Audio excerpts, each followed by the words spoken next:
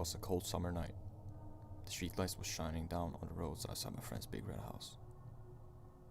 I was staying over at this place for about a week. This is a friend I've known for over 5 years, and we usually meet during the summer breaks since he lives 4 hours away. I always bring my computer for obvious reasons, to play games. Me and my friend was sitting on his couch with our setups all set up and ready to go. We played a game for a couple of hours, and time ran by like it was nothing. From the past stories I've heard from his mother about the house and the quote-unquote spirits that has been around the house for years, I started to get curious. Me myself was a person that believes in most things, and I like to test the limits of the unknown. There was a staircase leading down to his basement right behind us. I look over at him and ask, "Hey, we should try and see if there's a ghost or something down in your basement." He looks back at me with an uneasy look and says, "I don't know, man. I kinda don't wanna mess with whatever that could possibly be down there." After a couple of minutes of me trying to convince him to follow me down the basement, he says, "Fine, but I'll stand in the middle of the staircase and not all the way down." I stand up and say, "Sure, that works for me." He stands up, and we take a few steps since the staircase was right behind us. I look down the dark path down to his basement. At the end, there was a door, a little space where you can stand, and then yet another door to the left that leads into the actual basement. I start heading down the stairs slowly, with him behind me watching me. After a few steps down the staircase, I reach the first door. I open it slowly, as I step inside the little space in between the two doors. I turn around, looking up at my friend, who looks a bit scared already. I ask him what I should do, but he wasn't sure. I then put my ear against the last door that leads into the actual basement, just to listen for any unusual sounds. I hear what seems to be a man walking on the outside of the door. I quickly move my head back, as I look up at my friend.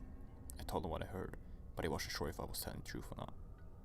A moment of silence fills the room, as I'm thinking about what to do next, or if I should just run back upstairs. As I'm standing there thinking, I get a glance at the door handle. It moved on its own, like someone tried to open the door from the other side. At this point, both me and my friend were pretty on edge. I'm still standing in a little space between both doors, as I'm facing my friend that's still in the middle of the stairs. His face suddenly turns pale, like he has seen something truly disturbing. I get shivers down my spine. The air feels cold for a couple of seconds as my friend says, "Don't move. Someone is standing behind you."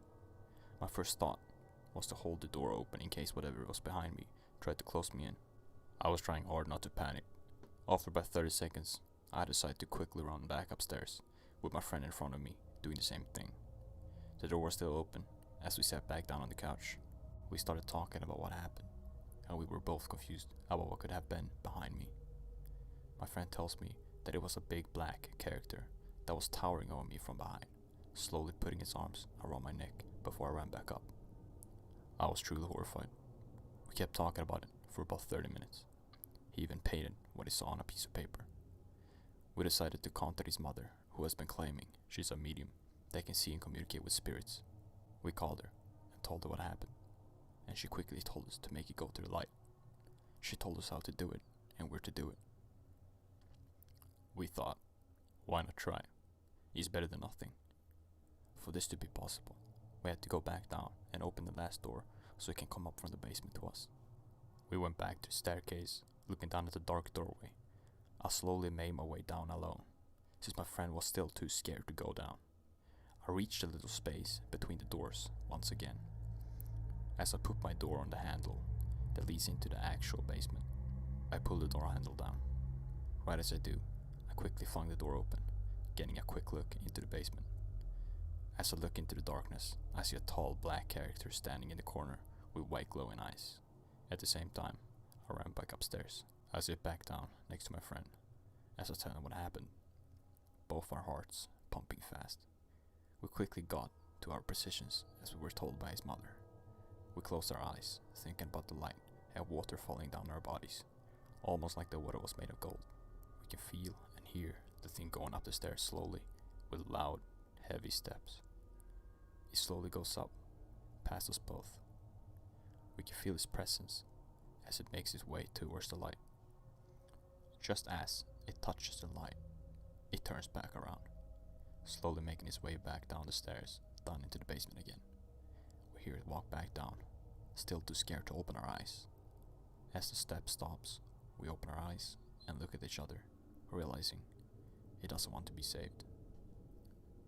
As we look at each other, all we can think of is that whatever this thing is, it's here for no good.